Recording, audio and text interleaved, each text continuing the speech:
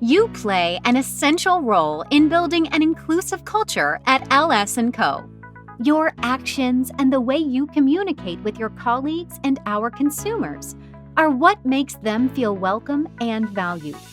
But what if I told you most of the assumptions and judgments we make about others happen unconsciously? So, what is unconscious bias and how does it affect us? Unconscious bias is our opinions about people or how we associate stereotypes with certain groups without our conscious knowledge. Everyone has unconscious biases, and it happens without our awareness or consent. It can be distressing to know we have these attitudes despite our best intentions. But it's a universal human trait. Having unconscious bias doesn't mean you are a bad person, and it's not the same as discrimination. However, there are consequences of unwanted bias. Unconscious bias plays a role in many of the problems we face in societies around the world, such as racism, gender inequality, and other forms of discrimination. Our perceptions about others are deeply rooted within us because they come from what we see, hear, and are taught. Our brains are wired to help us connect our thoughts, feelings, and ideas with the people and things we encounter every day.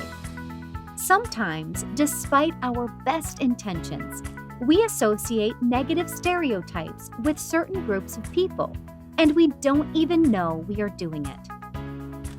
The good news is, when we are aware of how unconscious bias affects our judgments about others, we can confront our unwanted biases. So, how do we do that? Accept that we all have bias. It's a universal human trait. Before we can make changes, we need to recognize the issue exists. Practice mindfulness and self-awareness. Think about what's influencing your feelings about another person. Switch to your reflective mind, rather than operate on your automatic mind when interacting with colleagues and consumers. Pause and think about what you say before you act. This will ensure more thoughtful and inclusive communications. For example, next time you talk with a consumer or a colleague, pay attention to the immediate feelings or thoughts that spring into your mind, and take a moment to think about why you thought that. Then, listen, pause, and formulate what you are going to say and think about how it will make them feel before you say it.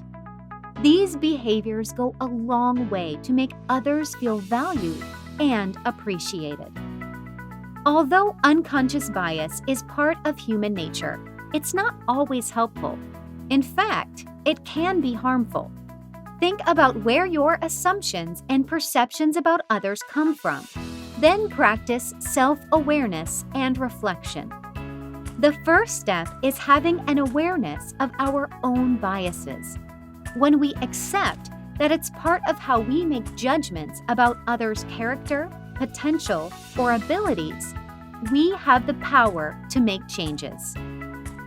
So, think about it.